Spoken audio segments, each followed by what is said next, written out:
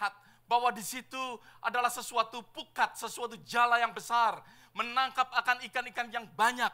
Tetapi kita tidak hanya melihat akan hal itu saja, bahwa jala itu yaitu sesuatu helai-helai tali yang dirajut. Ada amin saudara. Yang dirajut, yang diikat menjadi satu. Maka dari itu gereja Tuhan merupakan sesuatu jala yang besar. Di dalam kehidupan kita hand in hand menjadi suatu jala yang besar. Kita menguatkan satu dengan yang lain. Sehingga Tuhan bisa memakai kehidupan kita untuk menjadi penjala jiwa. Ada amin saudara. Kita dapat memenangkan akan jiwa-jiwa. Menjala banyak jiwa bagi Tuhan. Tuhan mempunyai rencana di dalam kehidupan kita. Tali itu tidak dapat untuk tinggal dengan sendirinya. Di luaran, ada amin saudara. Tuhan mau, Tuhan ikatkan menjadi satu. Oleh sebab itu hal kerajaan surga. Setiap daripada kita yang mau hidup di dalam kerajaan surga, kita harus mau untuk kita diikat menjadi satu. Banyak orang gak mengerti akan hal ini. Mereka hidup tidak terikat. Mereka tidak hidup di dalam sesuatu kehidupan. Ya, yang mana kemeret di dalam gereja lokal. Kemeret di dalam sesuatu gereja di mana Tuhan sendiri mau untuk kehidupan kita, untuk diikat satu dengan yang lain. Sehingga kita dapat dipakai oleh Tuhan. Dapat dilabuhkan dikatakan. Ya, dapat ditebarkan untuk menangkap akan banyak jiwa bagi Tuhan. Tuhan mau di dalam kehidupan kita. Untuk tidak sekedar datang ke gereja. Tetapi Tuhan mau untuk kita terikat. Mengikatkan diri satu dengan yang lain. Di dalam gereja lokal. Ada amin saudara. Sekali lagi saya tidak hanya berbicara untuk gereja di tempat ini. Supaya saya mengikat saudara. No. Di mana saja saudara berada. Saudara harus terikat dengan gereja Tuhan. Tuhan mempunyai rencana. Oleh sebab itu Tuhan katakan, aku akan membangun gerejaku. Ada amin saudara? Dikatakan di dalam kitab Yohanes pasal yang ke-15. Ayat yang ke-8, firman Tuhan berkata, akulah pokok anggur dan kamulah apa? Ranting-rantingnya. Barang siapa tinggal dalam aku dan aku di dalam dia, ia berbuah banyak.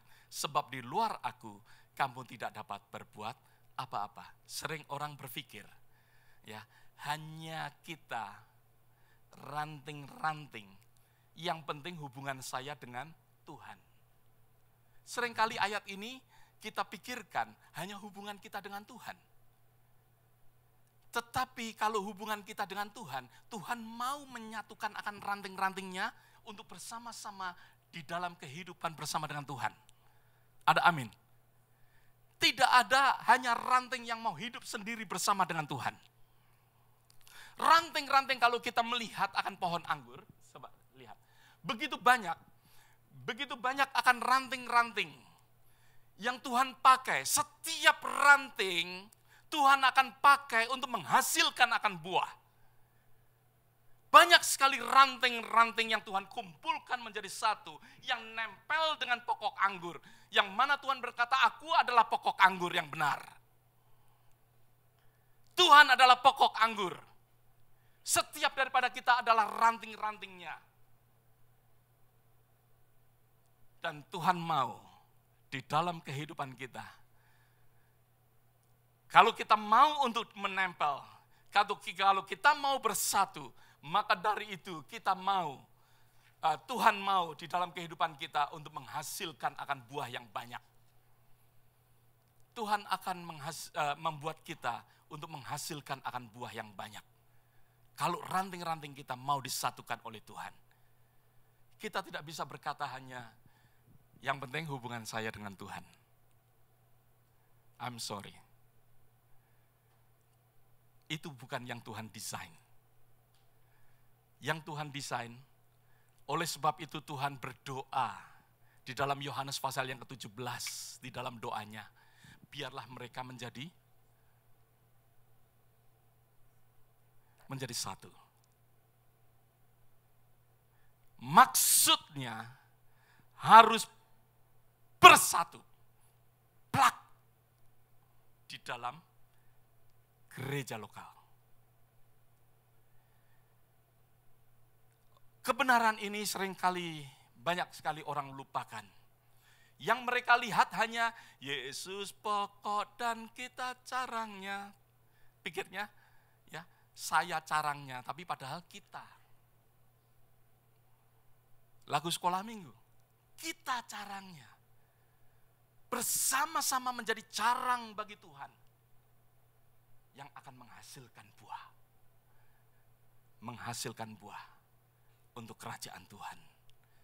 Di luar, kalau carang ini mau berada di luar, maka dari itu carang itu akan kering dan mati.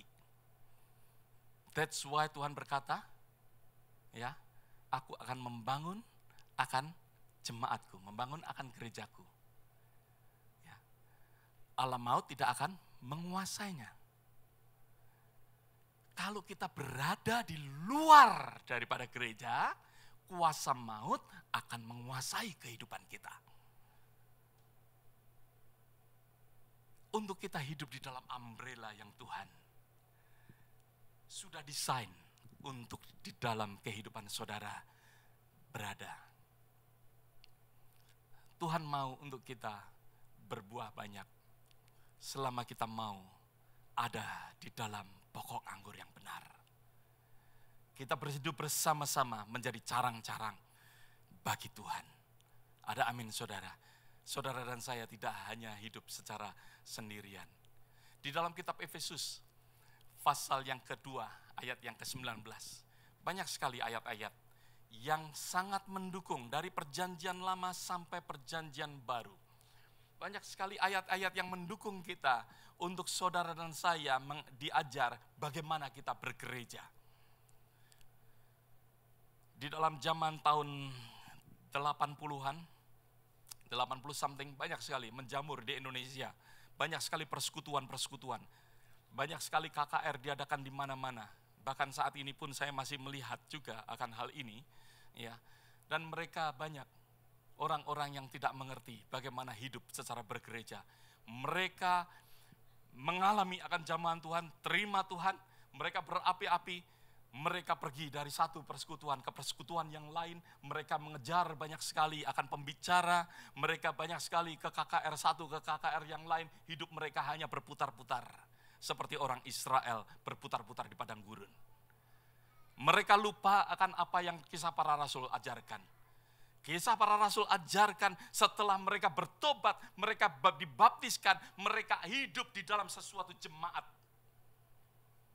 Hidup di dalam sesuatu kumpulan di mana ada sesuatu mendengarkan akan firman Tuhan. Mereka mengasihi satu dengan yang lain, hidup di dalam kesatuan. Mereka di situ belajar akan firman Tuhan dan lain sebagainya. Banyak sekali yang gereja lupakan mengenai akan hal itu. Oleh sebab itu, biarlah kita yang mendengarkan akan hal ini. Jangan kita sampai hidup di dalam sesuatu kehidupan di mana kita melupakan kebenaran yang Tuhan ingin berikan di dalam kehidupan kita. Suatu kebenaran supaya saudara dan saya menjadi anggota di dalam gereja lokal.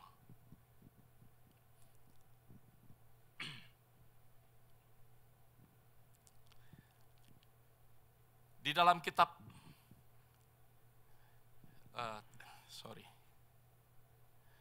Ya. Di sini di dalam kitab Efesus pasal 2 ayat yang ke-19. Sebagaimana kita lihat di dalam hal ini. Di dalam gereja lokal Tuhan mau untuk setiap daripada kita hidup untuk saling mengasihi, menerima akan kasih, bahkan sesuatu di mana berkat daripada kalau keluarga mereka hidup dalam satu dengan yang lain, mereka hidup di dalam kasih. Tetapi di dalam keluarga kita tahu bahwa ada berkat Tuhan. berkat Tuhan di dalam keluarga, di mana ayah, bapa memberkati, Allah Bapa kita memberkati kita. Sehingga apa yang dikatakan, setiap orang yang menerima dia diangkat untuk menjadi apa? Anak-anak Allah. Kita menjadi anak daripada Allah sendiri. Keluarga daripada keluarga Allah. Bahkan dikatakan di dalam 1 Timotius, ya saya nggak ada PowerPoint-nya di sini. Di dalam 1 Timotius pasal yang ketiga, kita buka bersama-sama. Di dalam 1 Timotius pasal yang ketiga, ayat yang ke-15, Rasul Paulus juga berkata di situ.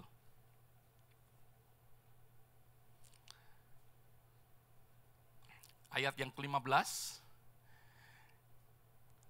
jadi jika aku terlambat, sudahlah engkau tahu bagaimana orang harus hidup sebagai keluarga Allah, yakni jemaat dari Allah yang hidup, tiang penopang dan dasar kebenaran.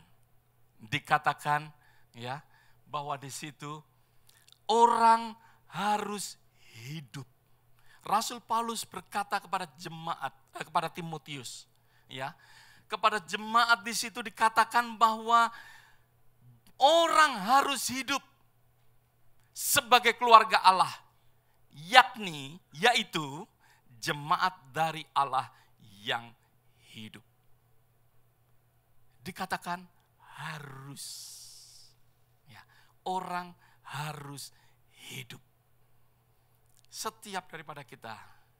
Oleh sebab itu, kalau kita tidak hidup di dalam sesuatu kehidupan sebagai keluarga, kalau Tuhan berbicara di dalam hal keluarga, berarti ada sesuatu relationship. Ada amin?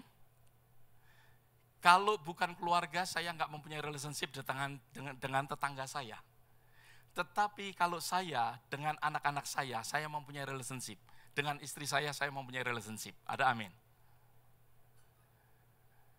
Sesuatu hubungan yang erat, yang Tuhan mau untuk kita menjadi keluarga daripada Tuhan.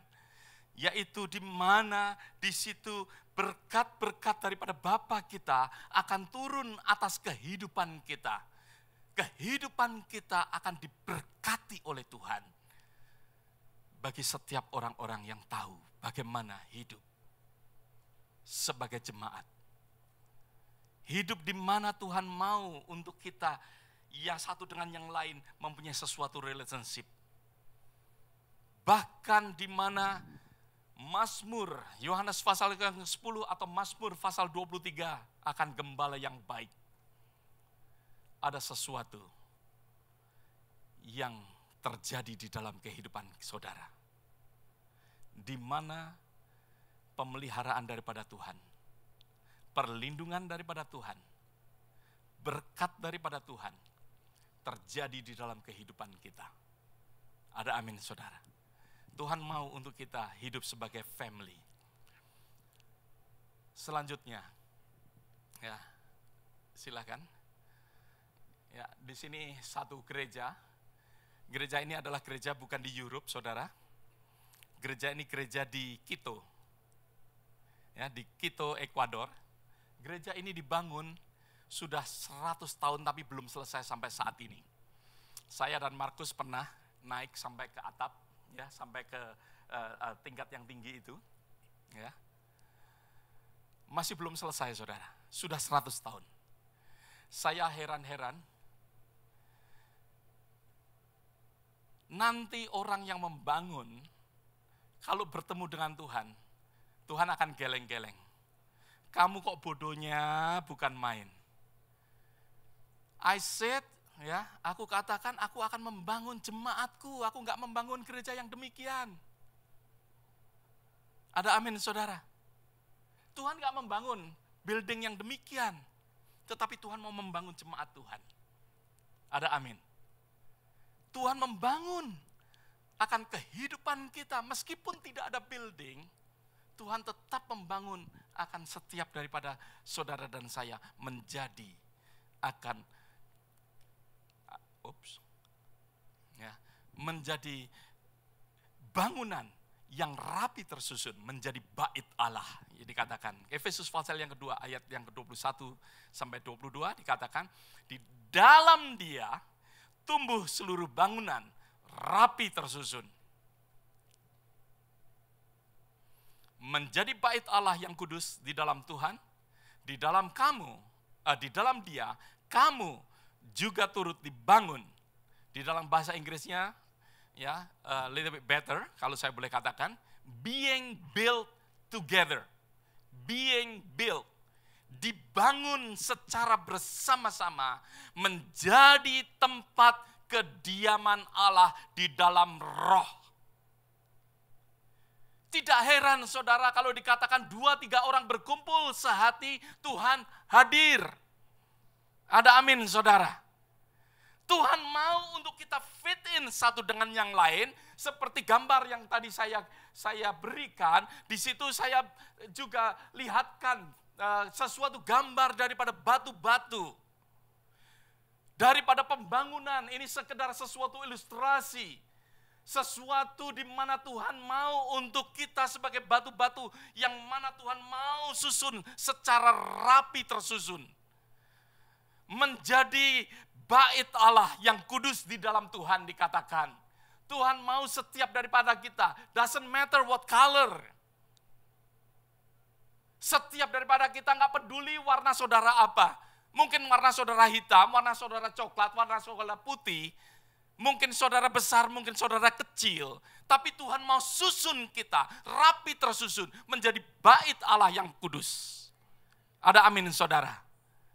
Di dalam kehidupan kita, kita tidak hanya sekedar untuk pergi ke gereja, mendengarkan akan firman Tuhan, and then pulang without knowing each other, without bersekutu bersama-sama, memecahkan roti bersama-sama, melayani bersama-sama. Saudara, gereja bukan sesuatu di mana kita bisa loose.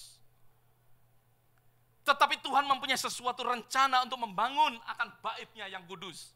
Gereja Tuhan yang mana di dalam kitab Yesaya pasal yang kedua yang mengatakan gereja Tuhan akan menjulang tinggi. Tanpa saudara dan saya mau hidup secara bersama-sama, gereja Tuhan tidak akan menjulang tinggi. Ada amin saudara. Tuhan mau di dalam kehidupan kita. Tuhan mau untuk kita semua dipanggil untuk hidup di mana kita boleh disusun secara rapi untuk menjadi bangunan bait yang kudus. Ada amin saudara.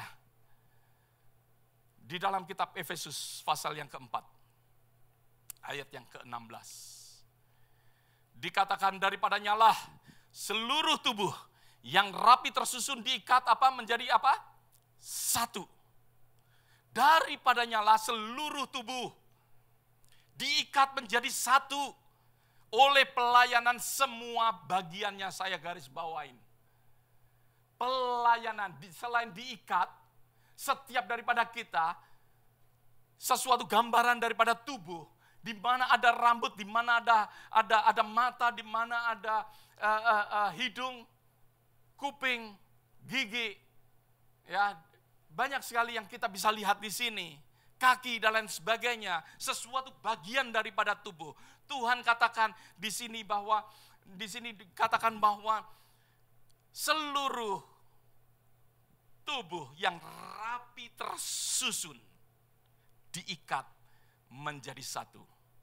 Saudara perhatikan dari beberapa perkataan-perkataan firman Tuhan. Rapi tersusun, rapi tersusun. Ada amin. Berarti kita hidup in order, kita hidup di dalam sesuatu kehidupan yang tidak bisa semaunya sendiri, tetapi kita hidup di dalam government daripada local church. Ada amin. Yang mana setiap daripada kita, ya kita lanjutkan, kita dapat melayani, pelayanan semua bagian, bukan hanya satu orang, tetapi semua, katakan bersama-sama semua. Ya, semua berarti setiap daripada saudara, setiap daripada kita, Setiap daripada kita semua bagian. Tidak ada yang tidak. Ya, menerima pertumbuhan. Ya, sesuai dengan kadar pekerjaan tiap-tiap anggota. Menerima pertumbuhannya dan membangun dirinya dalam kasih. Saudara dan saya akan menjadi orang yang berfungsi. Kalau saudara mau bersama-sama. Kalau kita hidup secara bersama-sama, saudara akan berfungsi. Kuping lepas daripada tubuh, gak akan menjadi kuping, gak akan mendengar. Ada amin saudara? Saudara gak akan mendengar apa-apa. Kuping saudara ini lepas saja. Gak akan mendengar. Hidung, you think you can breathe di luar daripada tubuh? No. Tangan ini bisa bergerak? No. Kita akan berfungsi kalau kita berada di dalam tubuh Kristus. Tubuh di mana Tuhan bentuk, yaitu tubuh Kristus, yaitu gereja Tuhan. Tuhan mau setiap daripada kita, untuk kita boleh merenungkan akan bersama-sama akan hal ini.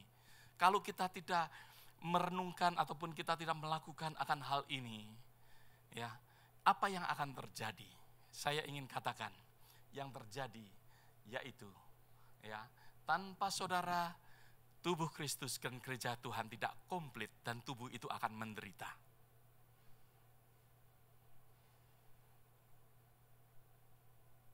Saya percaya, karena Tuhan bisa melakukan segala perkara, saya percaya. Tetapi seperti puzzle yang saudara lihat, puzzle itu tidak akan komplit kalau saudara tidak mau plug in. Ada amin saudara. Gambar daripada Tuhan tentang bait Allah yang Tuhan ingin bangun tidak akan menjadi sesuatu gambar yang komplit kalau orang tidak mau berada seperti puzzle di dalam gambarnya. Tuhan tidak mau untuk kita, ya, berada di luar daripada tubuh Kristus. Saya ingin mengatakan tubuh akan menderita. Yang seharusnya kita bisa berfungsi, kita bisa satu dengan yang lain menjadi tubuh yang sehat, yang kuat. Tetapi saudara bayangkan, kalau kaki ini tidak ada, tubuh ini berjalan dengan kaki satu. Yang pegel bukan hanya kaki ini saja saudara, seluruh badan juga pegel. Ada amin saudara. Kalau tangan-tangan saya nggak ada, maybe saya bisa tetap makan, tetapi saya makan demikian saudara. Tubuh akan menderita. Saya percaya setiap orang yang dipanggil oleh Tuhan, yang diselamatkan oleh Tuhan, yang menerima Dia sebagai Tuhan dan Juru Selamat, Tuhan mau untuk kita hidup di dalam pokok anggur, sehingga kita boleh mengalami sesuatu kehidupan yang mana saudara akan bertumbuh dengan baik. Tubuh itu akan baik dan menghasilkan akan buah. Jangan izinkan karena ketidaktahuan kita, karena kecerobohan kita, karena mungkin kita mengikuti akan tren-tren dunia ini. Saya banyak sekali membaca tentang grace. Saya senang sekali. Ya, apa yang dikatakan oleh Mike Bickle. Grace saat ini di dalam gereja Tuhan banyak sekali yang menyesatkan. Dia katakan, kenapa?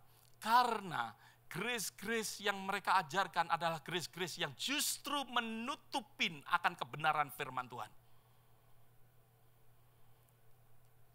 Yang mana yang seharusnya dosa, orang mengatakan, Tuhan tahu kelemahan saya.